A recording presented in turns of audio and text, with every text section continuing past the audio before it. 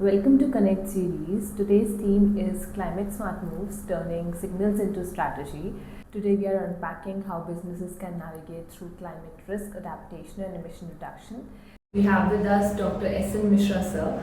Welcome sir. He brings expertise in climate mitigation, climate risk and adaptation. Before we deep dive, could you please introduce yourself sir? I'm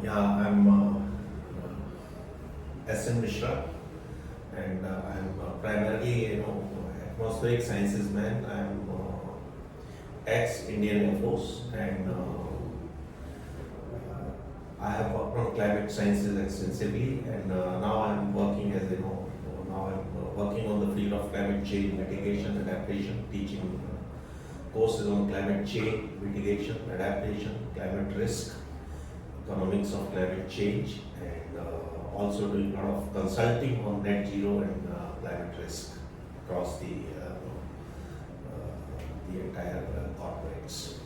To start off, what are the climate risk and adaptation and how they together work for businesses? You must know what is your risk. If you understand your risk, then you can mitigate it. And if you don't know your risk, you cannot mitigate. So first of all, identifying risk is important. So once you identify, that is not enough unless you act on it. And that is where the adaptation comes in. That once you have identified a risk, now you know how to mitigate this particular risk. So identification and act both has to go hand in hand. And that is where your entire businesses risk and their adaptation comes into play, because if you don't know the risk, then you don't know how to mitigate it. Right. And if you know the risk and still you want to act, if you don't know the risk and still if you want to act, that means you are wasting your resources.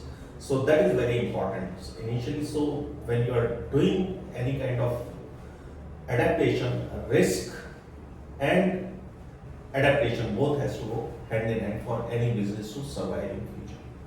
Right. What has changed in past 2 to 3 years globally that has made climate action business critical rather than optional? See, if you just look at the environment in the last 3 years, just go back to 3 years. So what has actually happened is the urgency. And why urgency? Because the Intergovernment Panel on Climate Change Assessment Report 6 released in 2021. And that report has brought out very critically important that the climate change is accelerating, and this is what is doing your extreme weather events are both intensifying and frequency is also increasing. And since then you see last 3 years the kind of floods, they are not imagined earlier, but you are coming out of one extreme weather event, one disaster, you are entering into another disaster. And that is how it is happening world over. It is not limited to one place. So that is where your business you have to look at today, because the moment if it is impacted, your business gets shut down. So today, if you don't act because of these because of these risks, then your business is hugely impacted. Apart from that, also in 2-3 years, if you see the kind of regulatory restrictions which have come because of your new nationally determined contributions, country has gone for net zero by 2070. So your regulatory framework changing, your carbon budget is shrinking, and this is the reason also today everybody demands your disclosures in terms of carbon, in terms of sustainability. All stakeholders, whether it is supplier, whether it is, and most importantly, the investors and users. So today, it is an urgency. Your window to act is closing fast. So that is how last 3 years, the entire climate risk, sustainability, ESG, that has got so much of traction. In simple words, which climate risks businesses should focus on first and why? See, you should focus on which climate risk first and why. I would say you must focus on the problem which is just lurking at you right now. Okay. So that is why when we look at climate risk has got three types of risk. One is acute risk, right? Another is chronic risk, and third is transition risk. Now, acute risk is basically your extreme weather events, your floods, so your heat waves, your extensive heat stress, cyclones. So now you have to look at what is coming to your business first, because if you have no floods at your place, your operations shut off, and finally it takes away your profit. Right. Your chronic risks are like your sea level rising, your temperatures are rising, one, and another one is your rainfall patterns are changing. So they are gradually chipping away your profit in the long term. And one is the transition risk.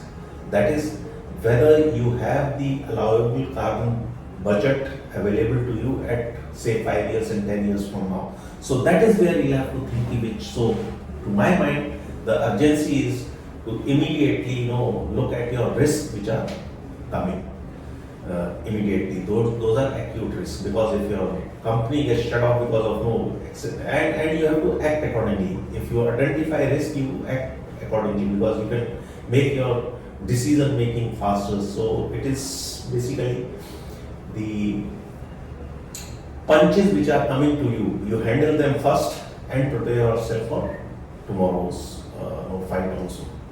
So looking at those risks, timing is everything, and that's where your forecasting works comes.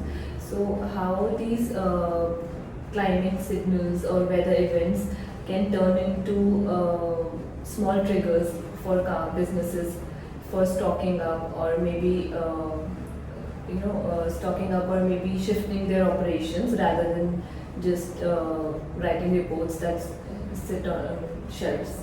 Yeah, very important.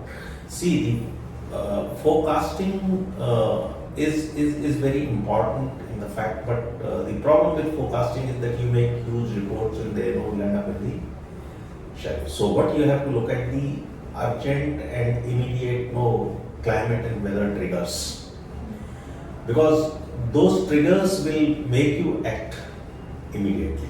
That is very important.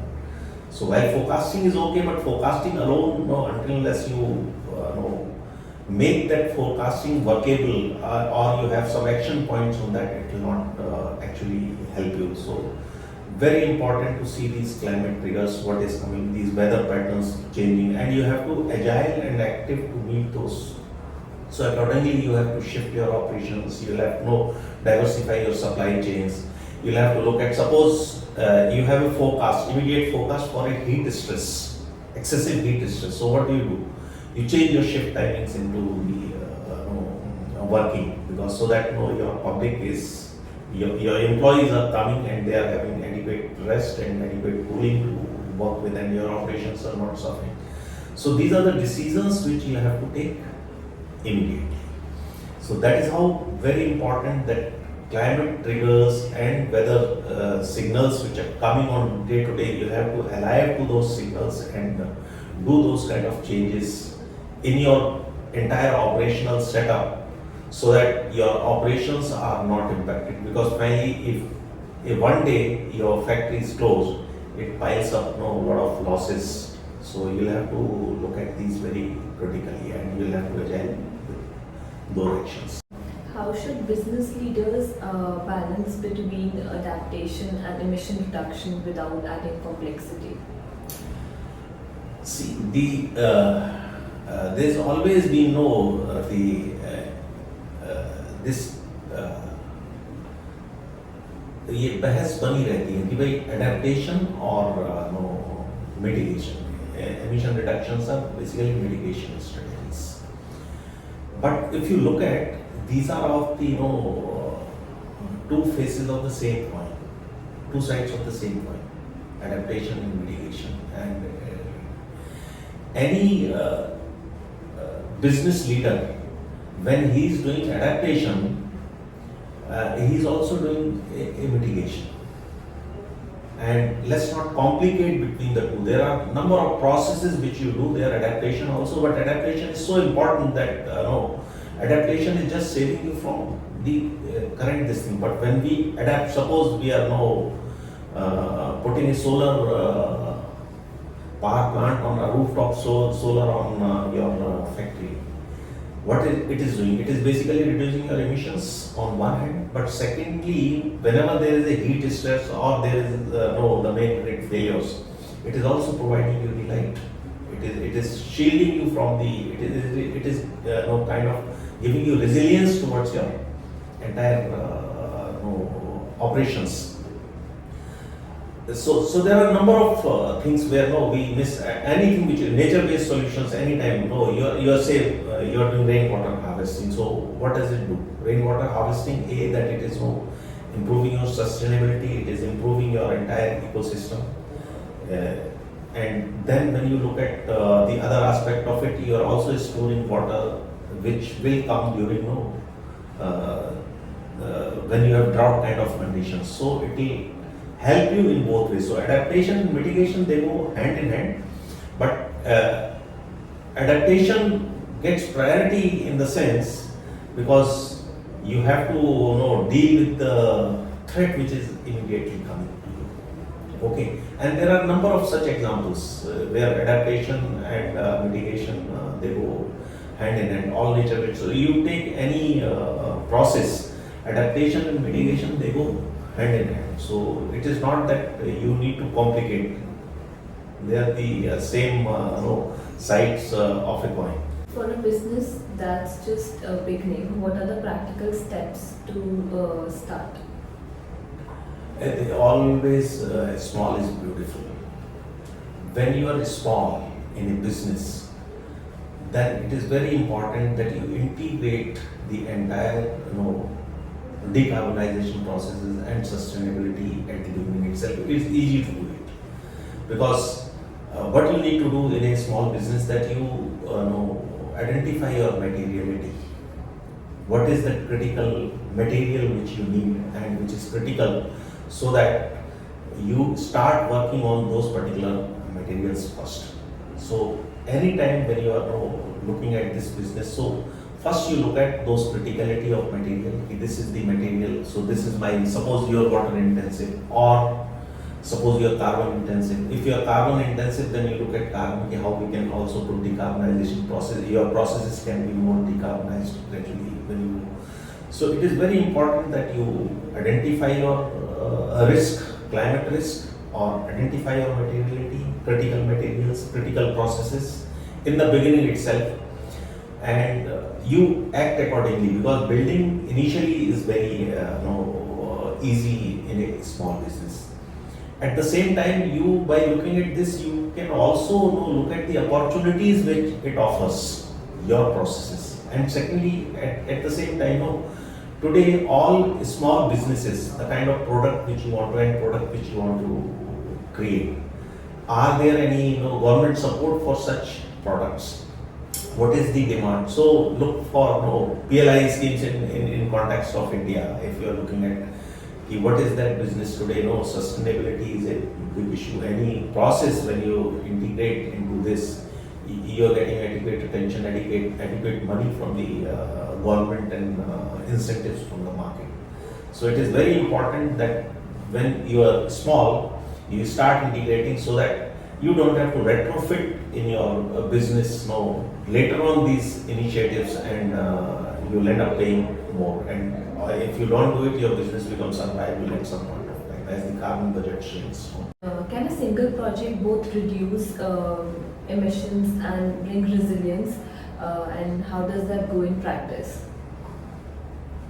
Yeah, actually, it's a very good question. Single project does both actually today. You take the case of as I had earlier also mentioned, your renewable energy when you integrate into your system. So what you do, that renewable energy basically providing you the energy needs and without emitting any carbon emissions. At the same time, the solar energy or any renewable energy, especially solar energy which you have provided during grid failures, it will continue to work at your factory, at your place, in your offices, and thus giving a solid resilience.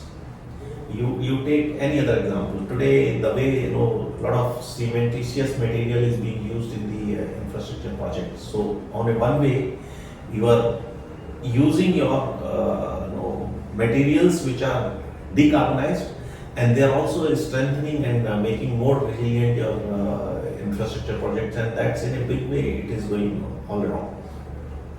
Your similarly your nature-based solutions which you are doing, you're creating a sink, you're creating a forest around your area. It is providing, capturing your carbon, it is sequestering carbon. At the same time, it is giving you a lot of cooling and air purifying effect. So there's number of benefits which are coming through these